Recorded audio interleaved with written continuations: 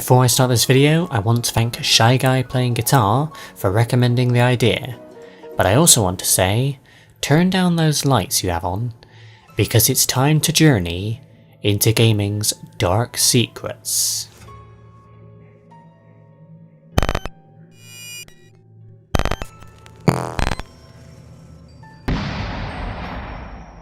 Morrowind, the third installment in the Elder Scrolls series. I'm sure that many of you have played it in your time, and I'm also sure that many of you have modded the game from time to time. But if you do mod the game, then let me just tell you, there is one mod which you should stay well away from. This particular mod is known as JVK1166Z.ESP. So what is the mod, you ask? Well, to many it's just a simple break your game mod, nothing too special. But to those that can get it working, it is something far darker. It is said that when you load up your game with this mod installed, all the important NPCs are dead for no reason, and all the remaining NPCs say, "Watch the sky." Another disturbing element of this mod is that the player is constantly stalked by a strange, slender black figure who's been dubbed the Assassin. The mod also features an excessively difficult dungeon that ends with a sealed door that to date nobody has been able to open. However, it is said that some players continue trying to the point of obsession, going multiple days with almost no sleep. And it's also said that after a while, these players started to hallucinate and saw the assassin in their own homes. This could just be caused by the obsession and lack of sleep, but still, it seems a bit creepy. Mario, the most popular video game character ever made. You may be wondering, what could be so creepy about Mario? Well, I'll tell you. Our story takes place in Super Mario Galaxy 2, one of the greatest games in the Mario franchise. And this particular mystery takes place in the Shiverburn Galaxy. The level looks perfectly normal with nothing creepy going on, but then you go into first person mode and look left and up. Oh, what are those up there? Well, that's the thing. Nobody has ever been able to figure out who these mysterious figures are, but there have been many theories created around these guys. Eventually, people discovered that the file that these guys came under was named Beyond Hell Valley. Now, I don't know about you, but that doesn't sound like the kind of name you would find for something in a Mario game. But anyway, it was eventually discovered that these guys are known as Hell Valley Sky Trees. Now let me ask you something. What kind of tree looks like this? So what are these weird shadows, and why are they in the game? We may never know. There are many theories going around that Bill Gates, founder of Microsoft, is the Antichrist. Most people dismiss these theories as nonsense and assume people are just making stuff up for attention. But one theory states that Word 95 contained a hidden minigame called the Hall of Tortured Souls. This is a lie. There are no tortured souls in Word 95. However, if you open up Excel 95, go down to the 95th row, select the entire row, tab over to column B, go to Help and About, hold down Ctrl-Alt-Shift and click on the Tech Support button, then a new window will appear featuring a Doom-like minigame. This particular game is called the Hall of Tortured Souls. Not even kidding here. Once in the game, it will just look like there are two rooms with not much in them, and that's it.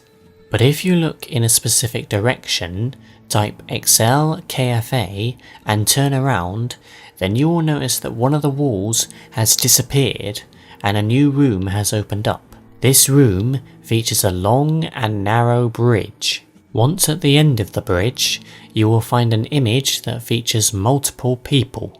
Could this mean that Bill Gates is the Antichrist and that his tortured souls reside within Microsoft Office? Short answer, no. The people featured in these images are actually the development team for Excel 95, and apparently this is just their unique little way of crediting their work. So it's okay, you can still buy Microsoft Word without the fear of it being haunted. I'm sure that many of you are familiar with the hit game Braid, the game with the objective of saving the princess Mario style, with a guy who has the powers to control time. But did you know there is actually an alternate ending to the game? Throughout the game, there are 7 hidden stars that are hard if not impossible to obtain without help. One even requires the player to wait on a screen for 2 hours straight. So what happens if you acquire all the 7 stars? Well, nothing. At least not at first. But then, if you play the final level again, then you will notice that things are a little different. Spoiler warning alert, spoiler warning alert. Normally on the last level, the princess runs away from you and it is impossible to catch up to her. But if you have collected all 7 stars, then it is actually possible to catch up to her. And if you do, then she will start twitching and flashing frantically, and then you will hear the sound of an atomic bomb being detonated.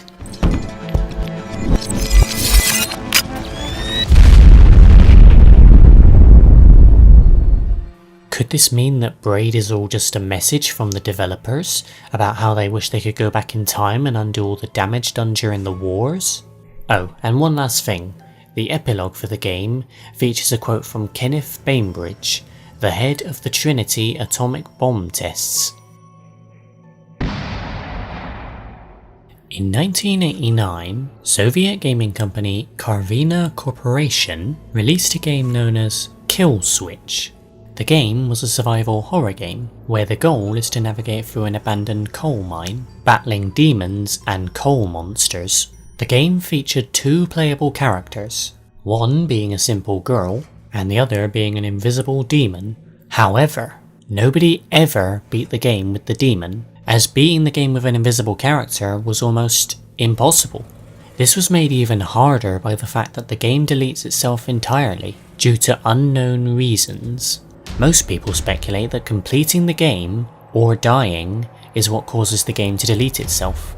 Shortly after the game was released, there were no playable copies left, and the game seemingly vanished. But in 2005, a sealed copy of the game was found.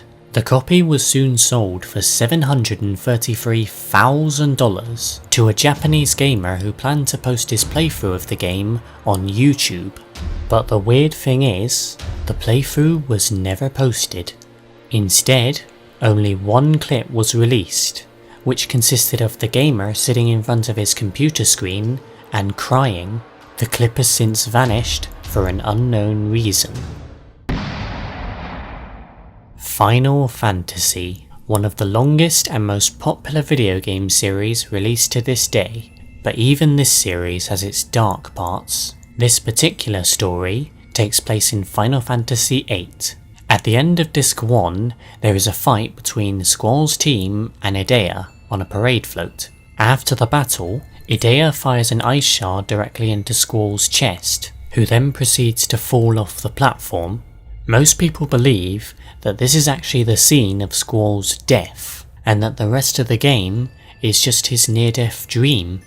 Why do we think this? Well, after being impaled, Squall wakes up in a prison and finds that he has no wound in his chest, and that nobody ever even addresses it. The game then proceeds to go from mild realism to complete nonsense as the game drags on.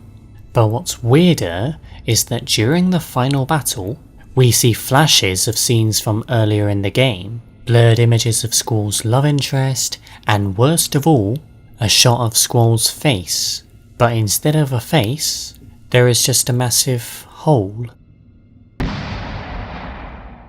Pale Luna, a text adventure game similar to Zork and Hitchhiker's Guide to the Galaxy, well known for being almost impossible to complete. The game starts out as a regular text adventure game, but makes it obvious that this game is going to be a bit different. If the player manages to solve the first few puzzles, then they will find themselves in the woods even more lost, At this point, the player can travel in all 4 directions endlessly, but never actually find anything new. Many people gave up on this game after a while, dismissing it as impossible to figure out. But eventually, one player managed to solve the maze of the woods, and was rewarded with a set of coordinates. The player then proceeded to travel to these coordinates, but when he reached the site in Northern California, instead of finding something joyous, he instead found the head of a young girl who was identified to have been missing for 1.5 years. Many people tried to track down the programmer for the game to try and ask about this, but unfortunately, nobody was successful in finding them. If you are a fan of video game creepypastas, then I'm sure that you've heard of the famous story Ben Drowned. The story itself is incredibly long and would take hours to explain in its entirety, so instead, I will give you the ultimate abridged version. Our story starts off with a kid who wanted to buy Majora's Mask, but instead of doing the sensible thing and buying it from a game store, he instead bought a beat up blank cartridge from an old man at a yard sale. The cartridge had no content on it except the words Majora's Mask written on it with a black marker. The old man said that it belonged to a kid that didn't live there anymore. When the kid loaded up the game for the first time, he noticed that there was already a save game on the cartridge called Ben. Instead of playing that save, he instead made his own and called it Link. So far everything was normal, but he started to notice that while he was playing the game, all the NPCs still referred to him as Ben. He then proceeded to delete Ben's save game, but this would soon prove to be a terrible decision. The game then started to freak out in many ways, saying things like "you shouldn't have done that" and "your turn." There was also a creepy statue that followed the player wherever they went. If you wish to read the full story, then be sure to click the link in the description below. I guarantee that you'll start struggling to sleep, but it will definitely be worth your time. The year is 1981, and a few arcades have just received new cabinets entitled Polybius. The game was considered extremely entertaining and highly addictive, causing large queues and even fights over who gets to play next. This is what it was at first, but not too long after, things started to get a little strange. People started to notice men in black hanging around the cabinets, gathering some sort of data from them for an unknown purpose. What's even weirder is that after playing the game, many players were diagnosed with various medical problems, such as amnesia, insomnia, headaches, seizures, and even suicide. Ever since then, not a single cabinet has been found, and nobody's been able to prove that the game even existed. The most common theory is that the game featured subliminal messages and was some sort of government test. But why, you may ask? We have no idea. Many people have tried to tie real-life deaths to video games in the past, but to date nobody has succeeded in proving it. But back in 1980, the video game Berserk was released to arcades around the world, and this very game would go on to become possible proof of video game related deaths. In 1981, 1 year after the game released, a player known as Jeff Daly had just scored very highly within the game, but shortly after, Jeff collapsed and died. The same thing happened a year later with a player called Peter Berkowski, who had just scored highly and pinned in his initials. Shortly after walking away from the game, Berkowski collapsed and died. The causes of both deaths were ruled as heart attacks, but the bizarre thing is that both of these men were perfectly healthy and didn't have any known heart problems. Some people theorise that the stressful and tense gameplay is what caused them to have the heart attacks. Think of that what you will. That's it for this list, guys. If you have any recommendations for a future video, then let me hear them. Thank you for watching, and I'll see you in the next one. Happy Halloween. Goodbye.